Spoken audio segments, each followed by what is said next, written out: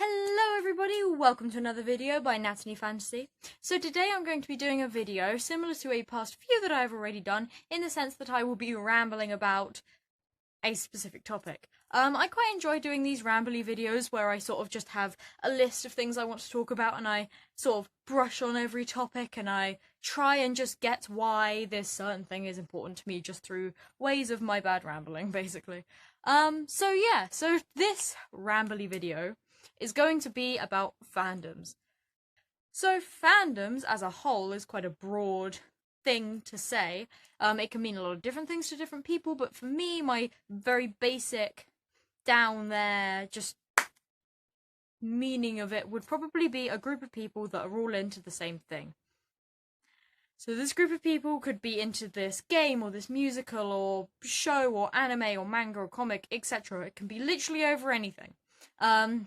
So you have different kinds of fandoms, you have different reputations for fandoms, for example. Some fandoms are known for being incredibly nice and sweet, some fandoms are known for being not so much.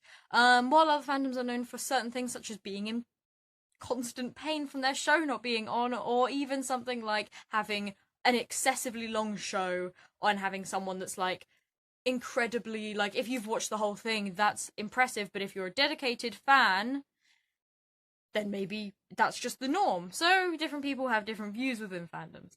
Anyway, so fandom's relevance in my life has got to be that it's basically got me to where I am now. So I wouldn't be cosplaying, I wouldn't be attempting to make these stupid frickin' videos for YouTube. Because I wouldn't have been introduced to any of it. So right back to when I was maybe 11 or 12, I feel like a lot of things relevant in my life now have started when I was around that age. But anyway, so when I was 11 or 12, I first joined a particular fandom, and I even had a fandom account on Instagram, which, you know, me and a group of friends all had our own accounts, and that was a thing in my life that I can't quite repress back enough. But anyway, here I am. So we had these fan accounts where we would share fan art and talk to other people in our fandoms, and everything in this video shall remain unspecific for the pure fact that I am not quite ready to share what fandoms I was in. Just think typical 12-year-old back when I was 12. So another thing that we did a lot of was sharing headcanons. So headcanons, when you're talking about fandoms, not whatever else the word could possibly be used for, is when you take a fact or an idea which is technically fiction to do with the fiction you're already sort of into, and you say, I bet this character does this because of this canon thing. So when something is canon, it is a truth, factual thing that has happened in the show, for example. I'm going to keep using the word show just because most of my fandoms are from shows of some sort. So when you see something happen in a show with a character and you think, oh, I bet because this happens, this is another thing that happens. So it's taking canon things and sort of speculating real things that happen. So because of this, that left us sharing headcanons with each other. Through headcanons, I was introduced to fanfiction, which is something that we're just not gonna quite go into yet. I didn't write it, but, well, I was aware of it. And yeah, so we continued our development through different fandoms. Me and these people. I made friends from fandoms. I was introduced to a lot of things. One fandom I was introduced to a little bit, quite a lot later on, was Supernatural, as you can see from my poster here and my Mish Apocalypse face. Oh, damn it. Yeah, so I was and kind of still am a Supernatural fan.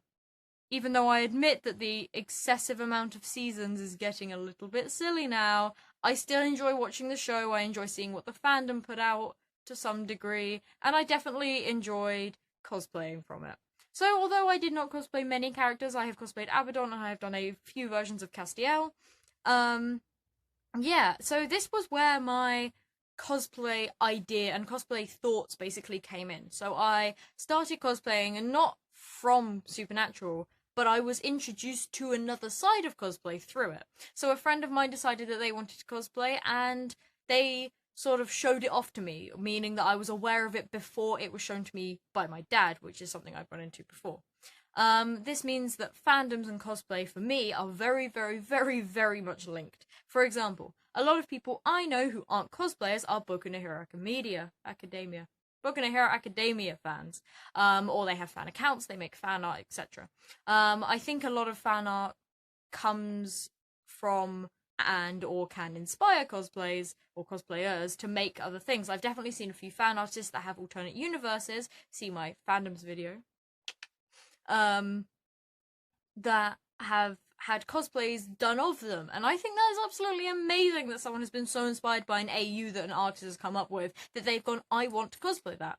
Anyway, rambling more than I should. Another thing that fandoms have brought to me is the fact that shipping is a dangerous thing. So I'm not going to go into my personal ideals for shipping, shall we say, because it seems like it is a very dangerous minefield out there. It's a bit of a hellhole. So shipping is when you relationship, which is the word it technically comes from, I'm pretty sure. That was something I was told, so it might not actually be true. Anyway, so shipping is when you take two characters, hopefully, and you put them together, or you want them to be together. This often brings fan art, fan fiction, etc., maybe even some cosplays, where you ship the character in a romantic relationship. Although you can have some people who refer to some ships as platonic, and then the ship name, meaning it's a idealized version of their friendship, of the character's friendship. When I say that shipping is a dangerous thing, I mean that there are ship wars. So ship wars, while they're not totally relevant to my life, they are definitely something I have seen and leave me sitting there being like, what is this?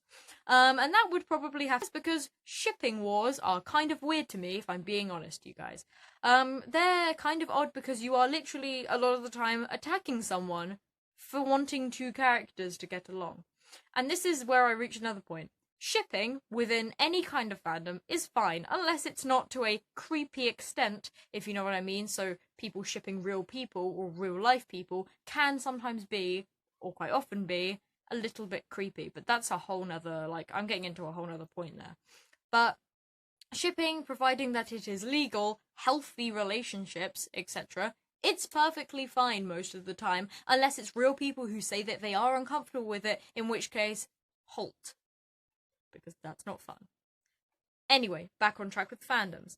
Fandoms bring quite a lot to the cosplay community, as well as other things like cosplay, and you have role-playing as well, which is people either writing or acting out things while being in character, which takes you to LARPing. So honestly, fandoms come in everywhere. You get fandoms that people don't even realize they're in. For example, I didn't realize I was in a Marvel fandom for a long time until I realized the same stuff that I was seeing on my feed for MCU, for example, was the same stuff that I was seeing on my feed for Boku no Hero.